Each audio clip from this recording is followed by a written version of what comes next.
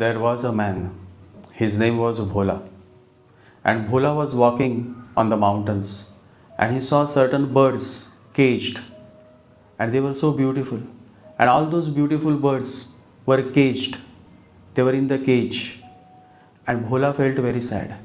So he opened the cage and all the birds came out and they started flying in the sky. And Bhola was so happy.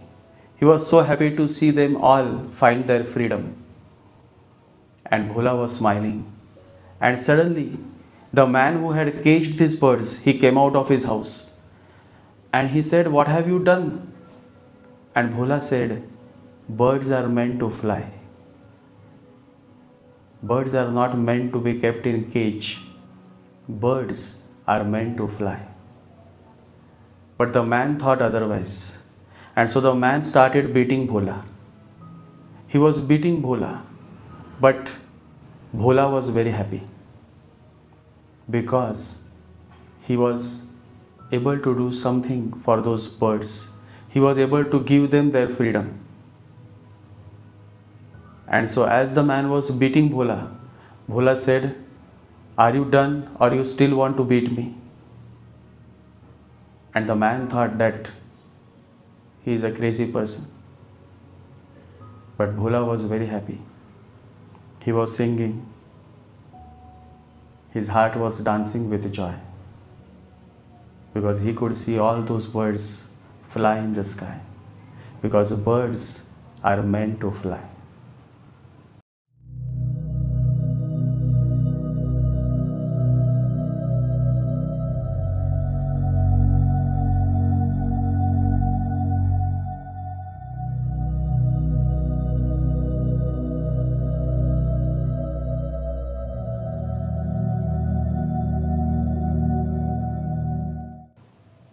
And that is the essence of love.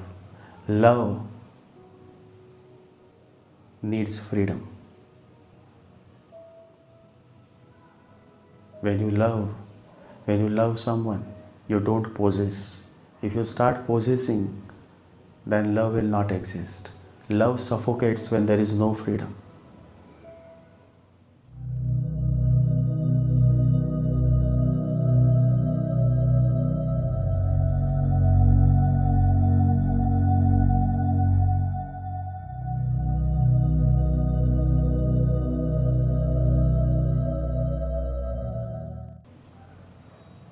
In this podcast, I have talked more about love and different levels of love and how fifth house is connected with love. I have also talked about relationships and marriages and much more. So let's begin.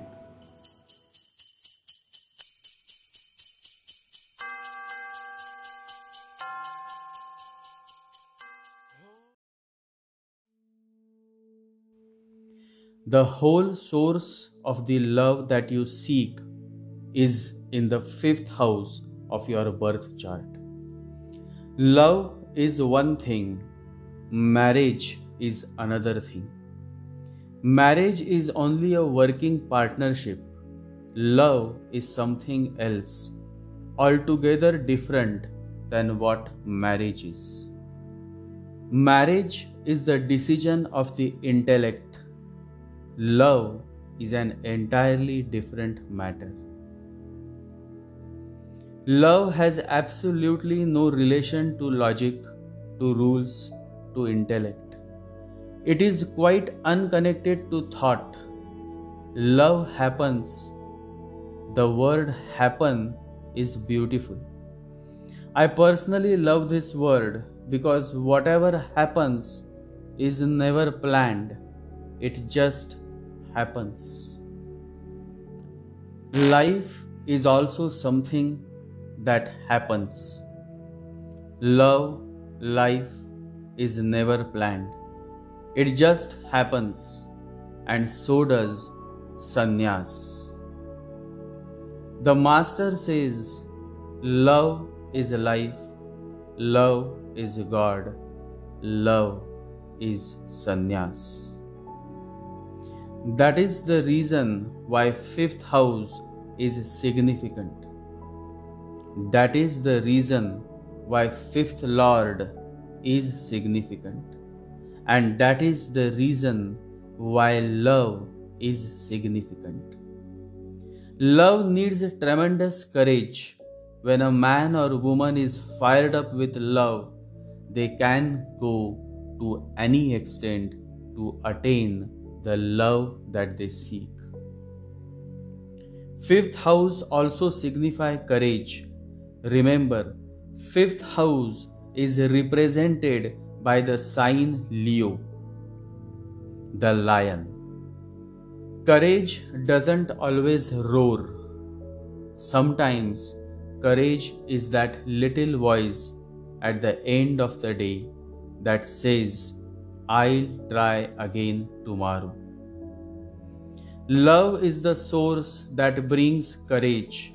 This love can be the love for a person or for the nation. Freedom fighters became fighters because they had a tremendous love for the nation. Bhagat Singh, Lokmanya Tilak, Veer Savarkar, Mahatma Gandhi, and many freedom fighters were aflamed with love for our country. It is always love that triggers the whole story of life. It is always love that brings life to our being.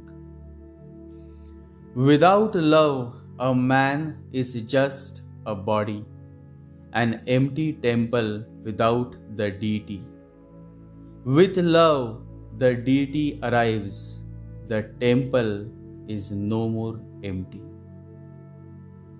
In the beginning, you are seeking love. Then someday, at some place, you fall in love. But the real maturity comes when you no more fall in love, but you become love. The Master says, falling in love, you remain a child. Rising in love, you mature. By and by, love becomes not a relationship, it becomes a state of your being. Not that you are in love, now you are love. The whole purpose of life is to become love. Love is the goal, life is the journey to attain the goal, love. Only a man who can become love can live life in totality, and only a man who can live life with love can one day attain the Buddhahood. It is all interconnected, and the thread that connects love, life, sannyas is love.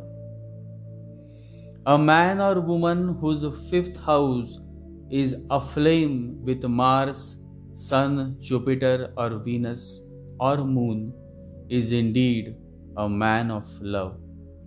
He loves romance, but one must understand that a romance can be of many layers, from the base to the high level. One must understand that the Oxford Dictionary defines the word romance as a kind of adventure. And adventures can be of many levels and of all kinds. And the very first adventure that love initiates is to jump into the unknown. Once you are in love, once you are aflame with love, once your whole being is fired up with love, you can jump, you will jump. That is how many lovers have jumped and risked their life. And there has been absolutely no regret, because love never regrets. When you love, you simply love. And when this love is raised to the higher altitudes, spiritualism, then you have someone as beautiful as John, the Baptist, Peter the fisherman, Ananda, Arjuna, who has so much love for their master that they never looked back, never asked a single question, never raised any doubts. They simply jumped into the unknown. They followed the Master. The love that happened between John and Jesus, the love that happened between Sariputta and Buddha, the love that happened between Gautama and Mahavira, Arjuna and Krishna, Chuangzu and Lao Tzu, these are the real love stories, the highest pinnacles of love. Love has many layers. The love that Buddha has will be of different quality than the love that Hitler has. Hitler's love will be hot. That is what the commoners know about love. To them, love always have to be hot. Even when they eat dog, they want hot dog. So the concept of love for the commoners is of hot love, sexual love. But Buddha's love is like that cool breeze. There is no demand, no conditions. When you are in the omnipresence of Buddha, the love that you receive is different than the hot love that you have known all your life. The hot love that people have is not love in totality. It also has the shade of hate. The fights is a result of that hate. When the fight is over, you cool down and then again you are in the bed making love. You see, this is how the love is of the physical world. But in Buddha's love, you will find absolutely no shade of hate.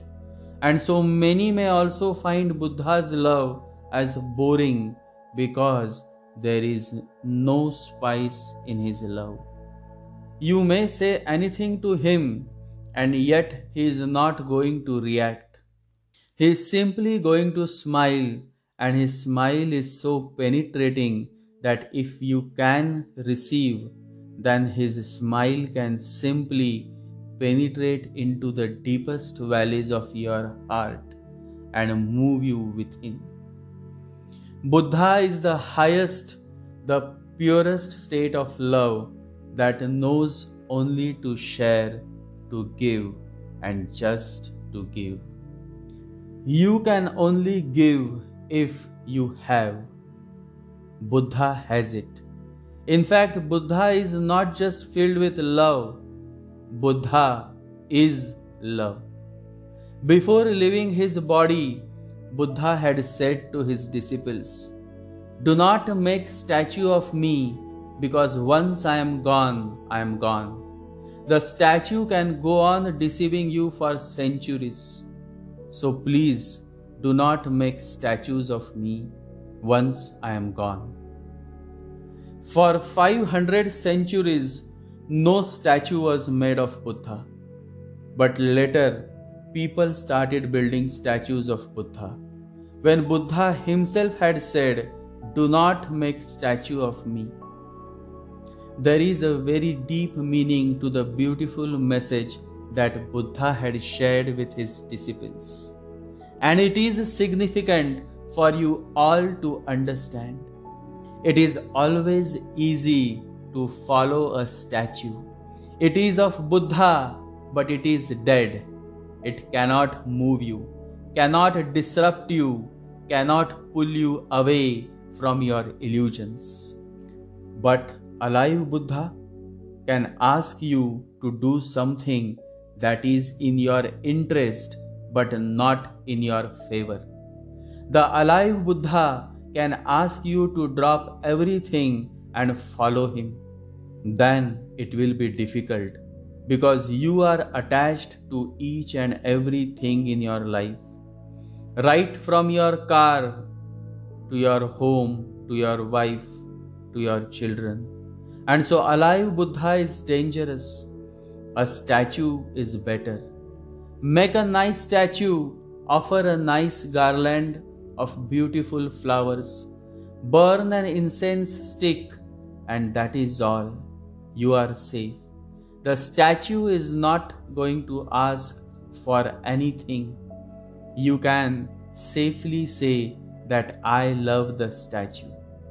But you will think twice if in the place of the statue, the real Buddha, the alive Buddha is present, because then the master is not dead. He is alive, and people always find it a challenge to follow the master's word, because those words disrupt the mind and you are still caught up with the mind. The mind loves statues of masters. It is a safe bet.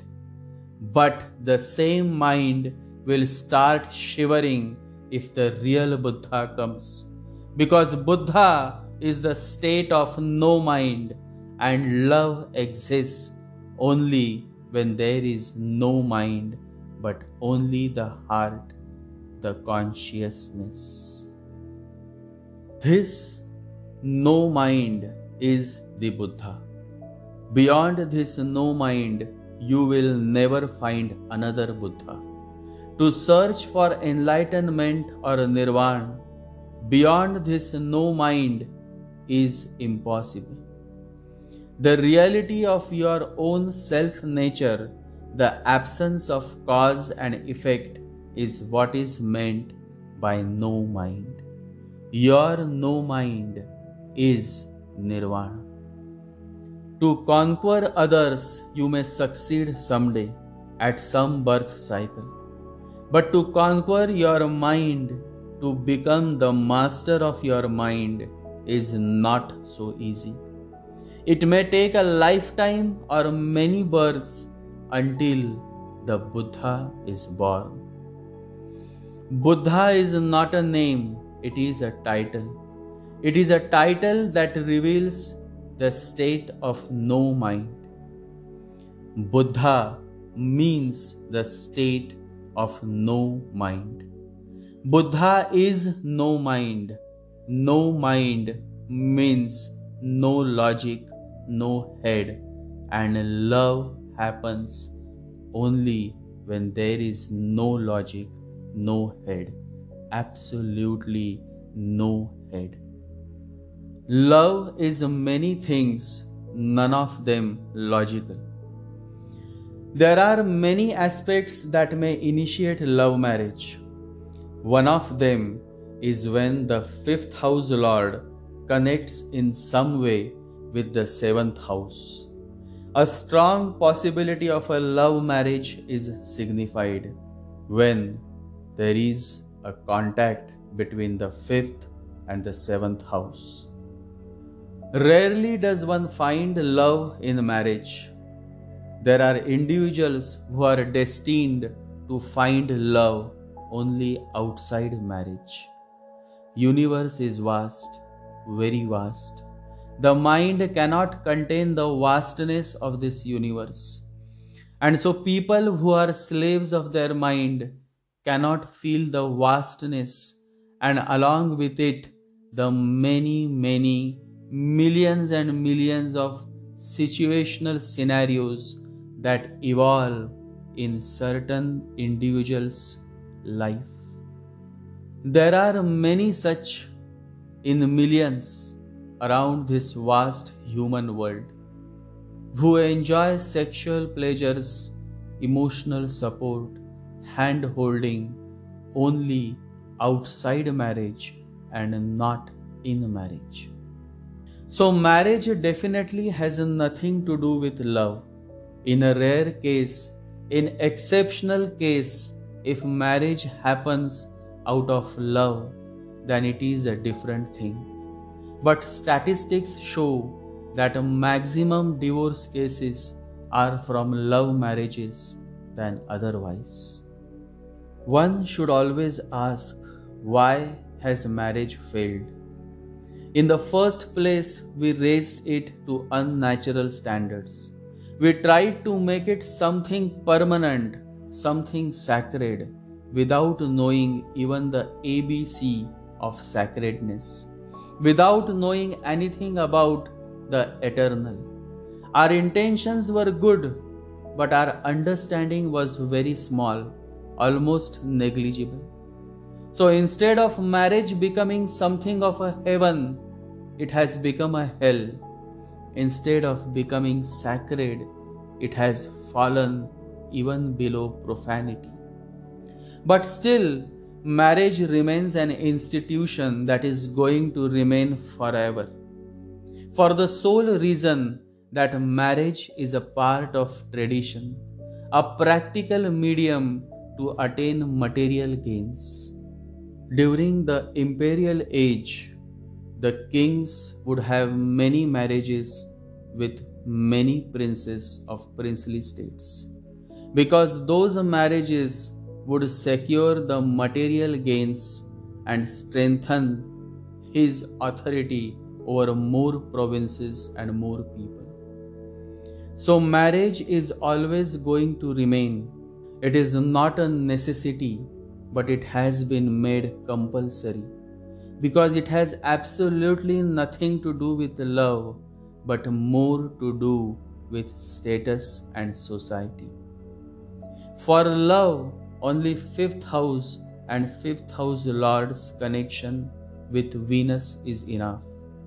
For love marriage, the seventh house connection with the fifth house is necessary.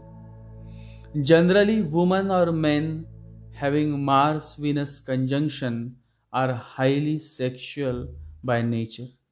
So sexuality is seen, but this sexuality has absolutely nothing to do with marriage. Venus-Moon conjunction is a highly sexual conjunction. This is also a pleasure-seeking bhogi person and enjoys many sexual pleasures in life, along with other luxuries of life. Venus-Rahu conjunction always wants more and more sex, real-time sex that lasts longer and not just for a few minutes. Venus-Uranus conjunction, these people like to have unique way of doing sex.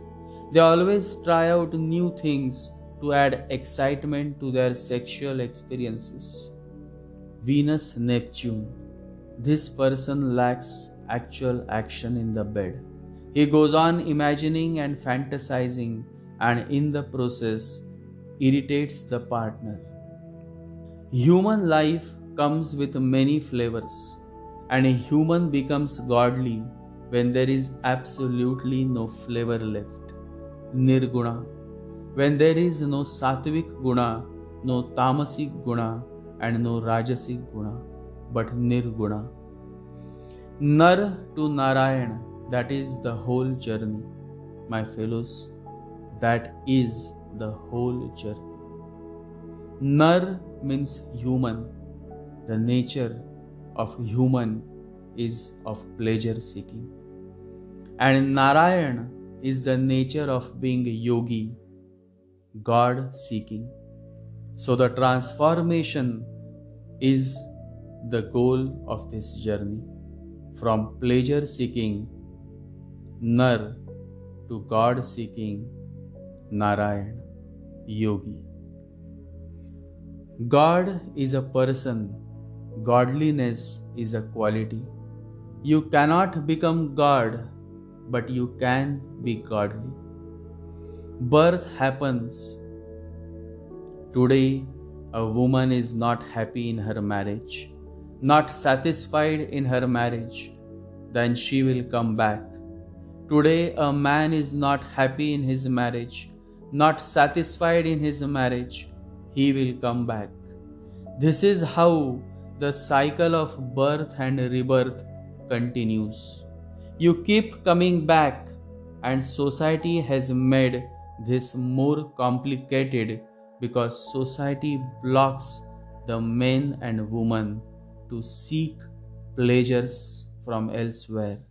And when there is no other option, the woman, the man dies with the desire unfulfilled and takes birth again to satisfy the unfinished business. This whole cycle of rebirth could have been avoided had they satisfied their desire in the same life itself. But the question of wrongdoing and right doing comes in between them and their desires. Indeed, a very touching situation that only a master can understand, because the master is beyond the society's so-called wrongdoing and right-doing theories. The master says, out beyond ideas of wrongdoing and right-doing, there is a field. I'll meet you there. The master can understand you. The real guru will accept you without asking you a single question. The real master will never judge you. He can understand your heart than anybody else would. Always remember, morality is subjective, is totally situational based. Morality is totally based on your level of consciousness. Remember Sri Krishna.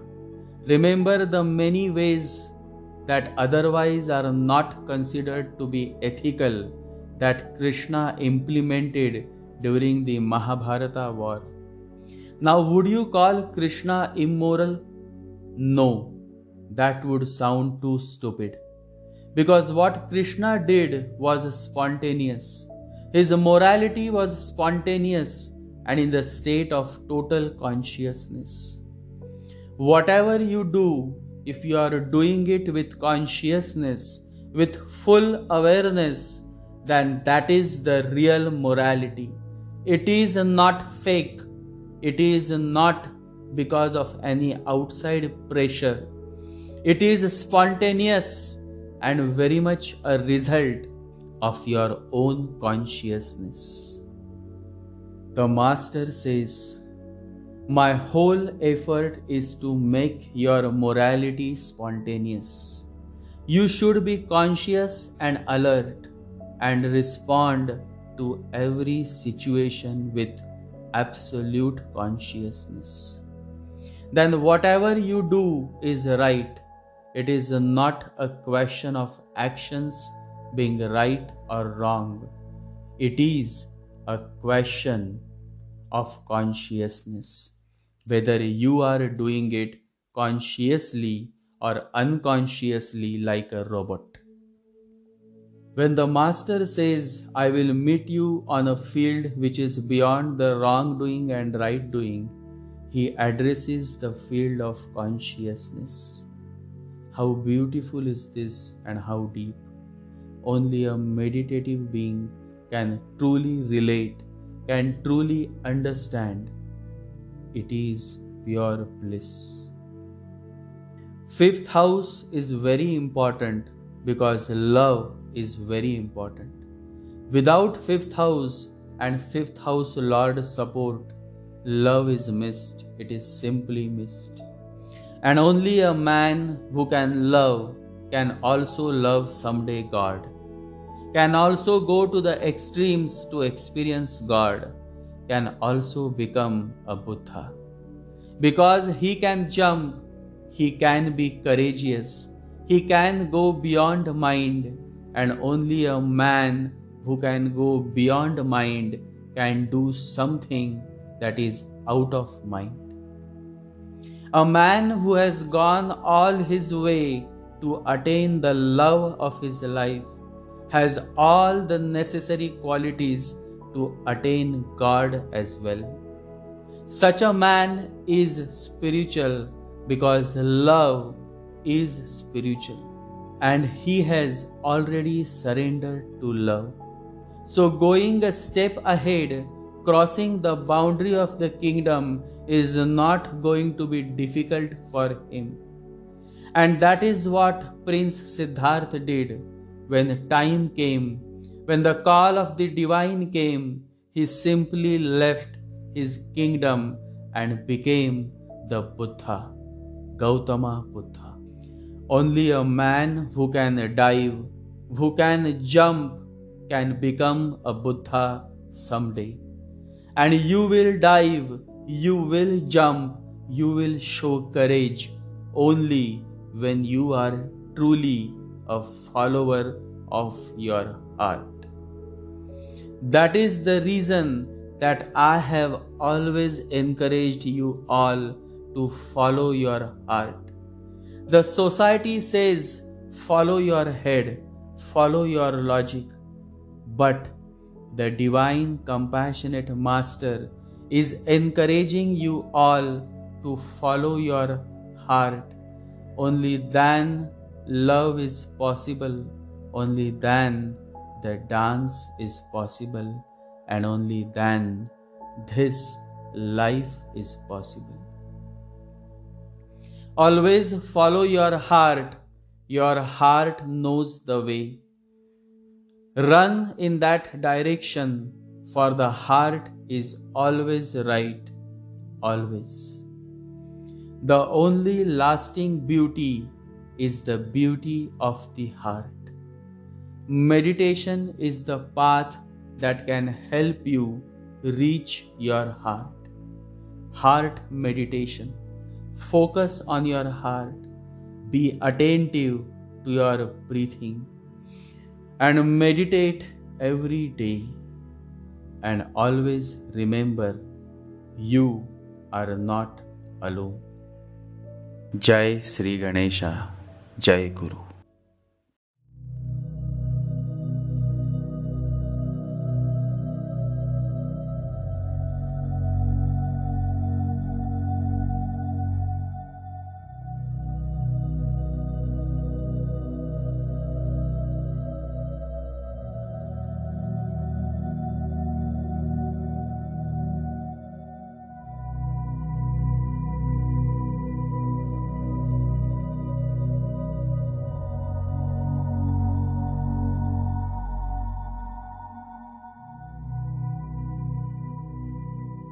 Om Gam Ganapataye Namaha.